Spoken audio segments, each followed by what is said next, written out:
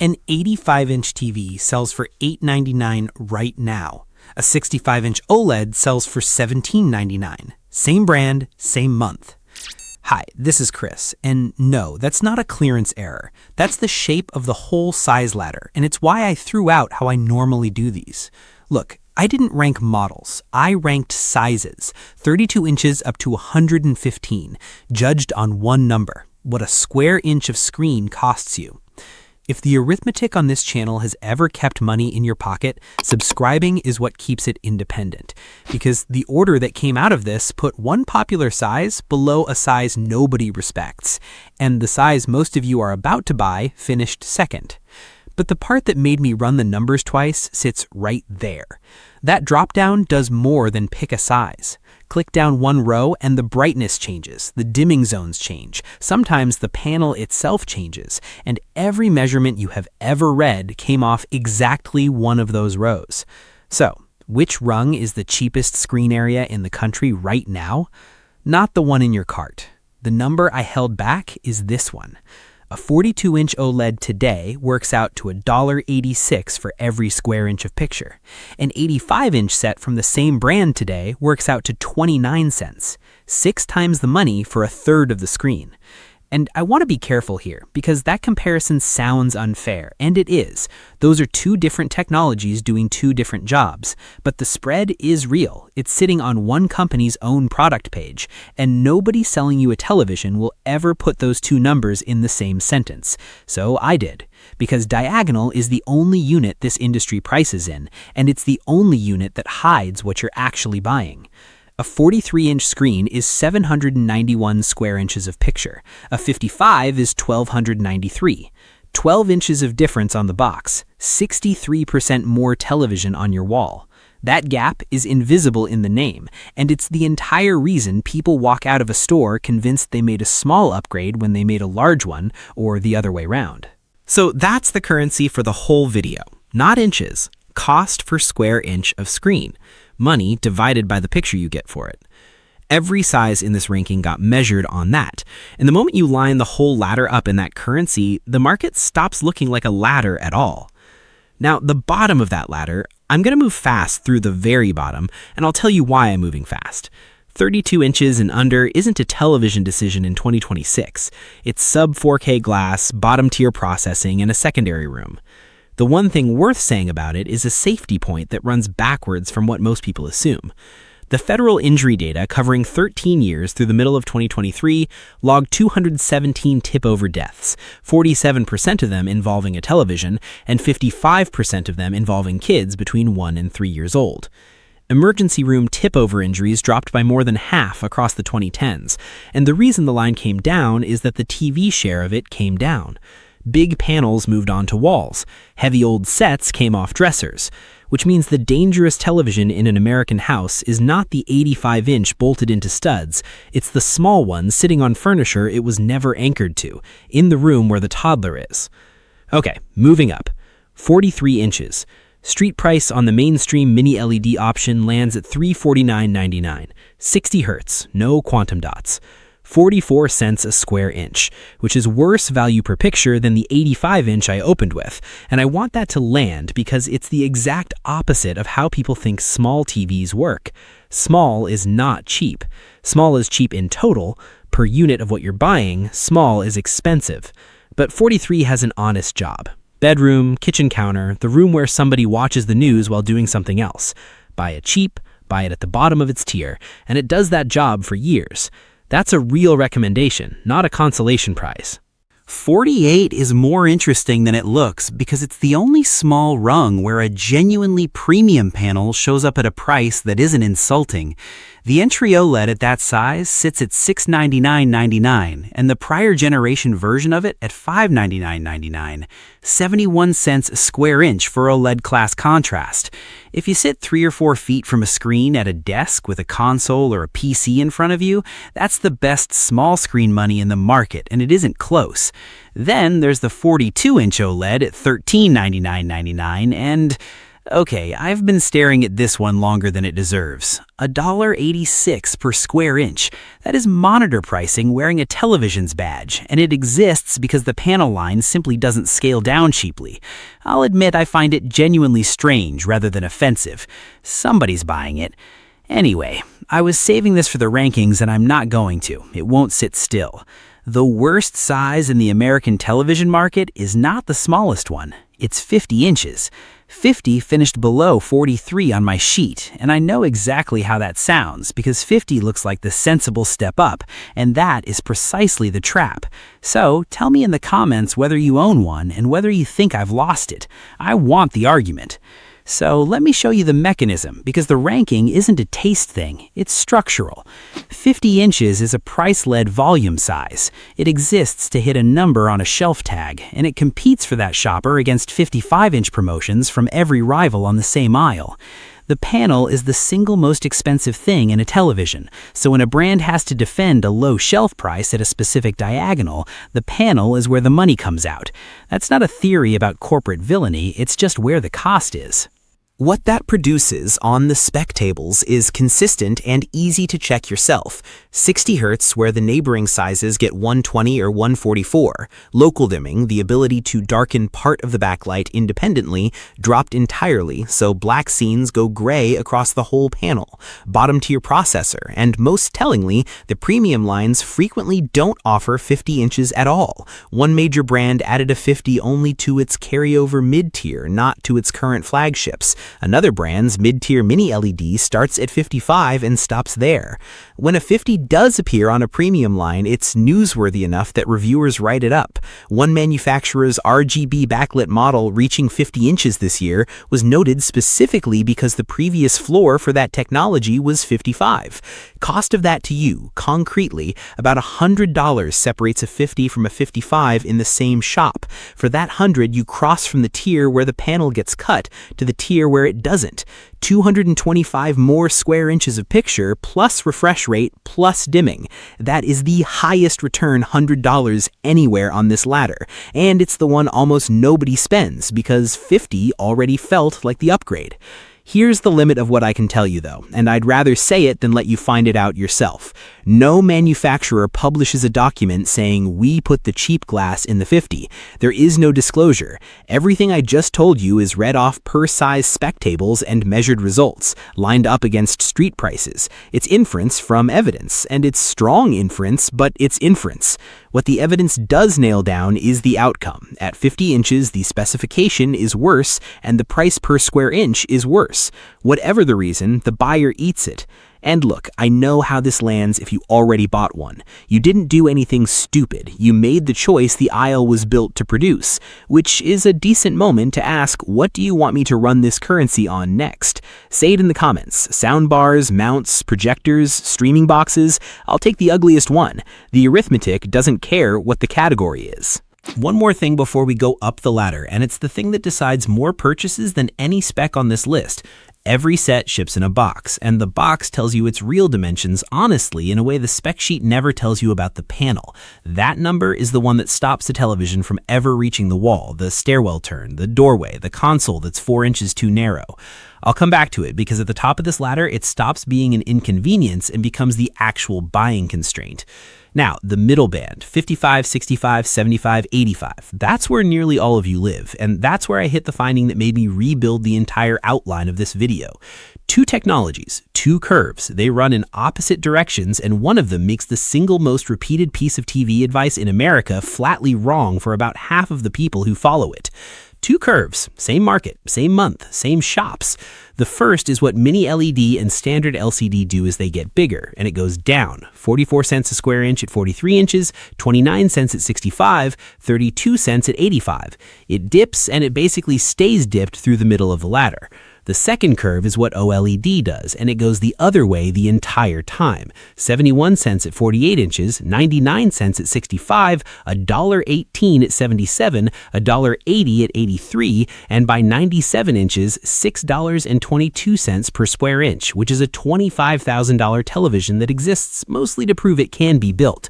So the mechanism, because this isn't magic. Large LCD panels get cut from enormous sheets of mother glass, and the newest generation of those fabs was laid out specifically so that 65 and 75-inch panels tile onto the sheet with almost nothing left over. Glass utilization north of 95%. Yield on those big cuts climbed from around 35% in 2023 to roughly 48% by 2025, which is why 75-inch sets broke under $800 at retail in that window. The size stopped being exotic because the factory stopped wasting glass making it. OLED has no equivalent story. Bigger OLED panel means fewer panels per sheet and a worse yield on every one, and the cost lands on your invoice with nothing absorbing it. Right, so let's put that against real rungs, and I want to do 55 and 65 first because that's the decision most of you think you're having. 55 is an honest size, and I'm not going to sandbag it. It's the last rung where flagship-grade panels stay affordable. A current generation OLED at $1,497.99, last year's version of it under $1,300, a solid mini LED at $999. If your seat is under 8 feet from the wall, or the wall itself is under 5 feet wide, that's your answer, and you can stop shopping. But per square inch, it runs between 77 cents and $1.16 on the tiers people actually buy. 65 on the same tiers runs cheaper. That's the whole comparison. 55 costs more per unit of picture than the size directly above it, and it does that at every price band. So unless the room genuinely can't take 65, and for a lot of you it can, you've just never measured, the step up is free money. 65 is the most competitive rung in the industry, and it isn't close. $480 gets you in the door. $729.99 buys a mini LED with real dimming. $949.99 buys one measuring over 2,800 nits. $1,100 buys last year's OLED. $1,799 buys this year's. Every single display technology in existence is available at 65 inches, which is true at no other diagonal on the ladder.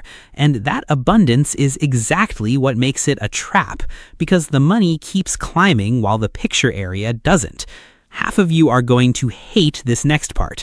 My read is that for most American living rooms, a 75-inch mini LED beats a 65-inch OLED. And I say that as someone who has spent 2 years telling you OLED wins on contrast.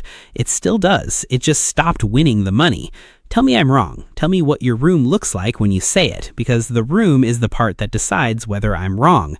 So let me actually show you the arithmetic instead of asserting it, because this is the one place in the video where you should watch me work. Take $17.99. That's a real street price this month for a 65-inch OLED. 65 inches of 16 by 9 gives you 1,809 square inches of picture. Divided out, 99 cents per square inch. Now spend the same $17.99 on an 85-inch mini LED. $17.99.99, so $1 more, and it exists. 85 inches is 3,089 square inches, 58 cents. Same money, 1,280 more square inches of television. And there's a third cart. $15.99 buys a 75-inch mini LED that listed at $26.99. 2,407 square inches, 66 cents each, which means it's $200 cheaper than the OLED and still hands you an extra 600 square inches. Here's my assumption, stated out loud because it's carrying the whole result. I'm assuming a room with daylight in it and a content diet that's half streaming and half cable, sport and whatever's on. Under that assumption, screen area beats contrast, and it isn't close. Change the assumption and the answer flips. Dark basement, curtains closed, prestige films, and nothing else. Now black level performance is doing the heavy lifting. Ambient light isn't washing anything out, and the 65-inch OLED wins outright. That's not me hedging. That's the one specific room where I'd tell you to buy the smaller, dearer television and feel good about it. Now the number that made me re-outline this entire video, $13.98. That's a 98-inch QLED on sale right now, 4,100 square inches, 34 cents a piece, which makes it cheaper per square inch of picture than a 43-inch television. The largest thing in the shop is better value per unit of screen than the smallest thing in the shop, and both of those tags are hanging in the same aisle. I sat with that for a while, because it should be the end of the video. Buy the 98, we're done, go home. Except, dimming zones, remember, are what let a backlight go dark in one region while another stays bright. What matters isn't the zone count, it's zone density, zones divided by area. A budget 98-inch with around 500 zones works out to roughly 12 zones per 100 square inches. A 75-inch mini LED carrying 2,584 zones works out to about 107, close to 9 times the dimming resolution on the smaller screen. And that's the same mechanism I pulled forward earlier for 50 inches. The panel and the backlight are where the money comes out when a price has to be hit. It just costs you more at 98 inches because every flaw is spread across 4,000 square inches of your wall instead of hidden in a corner of 1,300. What that means in the room: gray where black should be, halos around bright objects on dark scenes, and a picture that looks spectacular on a demo reel and mediocre on the second episode of Something at Night. The good 98s fix it and cost between $1,800 and $2,200 on clearance, or around $4,000 new, and at $4,000 the curve is turned against you. One aside, and it's short. The cheap giant screens are also the most likely to be sitting on a floor stand in a room where nobody measured the couch distance because the couch can't move. The outlet is behind it. Okay, back to it, which leaves the 2 rungs I haven't ranked yet, the one at the very top that costs 30 grand, and the question I opened with. Because I've now told you that 75 wins on money, and 85 wins on area, and 98 wins on both, and only one of them can actually finish first. 85 inches, 3089 square inches of picture, and the entry price this month is $899.99, 29 cents a square inch, which ties the cheapest number anywhere on this ladder. $997.99 buys a different brand's version of the same idea. $1799.99 buys one with 144 Hz panel and real dimming. $2499.99 buys a genuinely premium one. So on money alone, 85 wins the video. And it finished third, because this is the rung where the tape measure starts overruling the spreadsheet. An 85-inch cabinet is roughly 74 to 76 inches wide, and once you add the clearance you need on each side, the wall requirement lands near 80 inches, 6 feet 8 inches. Go and look at the wall you had in mind. Most American living room walls have a door, a window, a return, or a fireplace inside that span. The 75-inch equivalent needs about 6 feet flat, and that difference of 8 inches is the difference between a purchase and a return. Then the console. 75 inches of cabinet on a media unit built for the 60-inch set that used to live there means the feet hang in air, and if the stand uses wide set feet rather than a center pedestal, there's no fix. You're buying furniture too.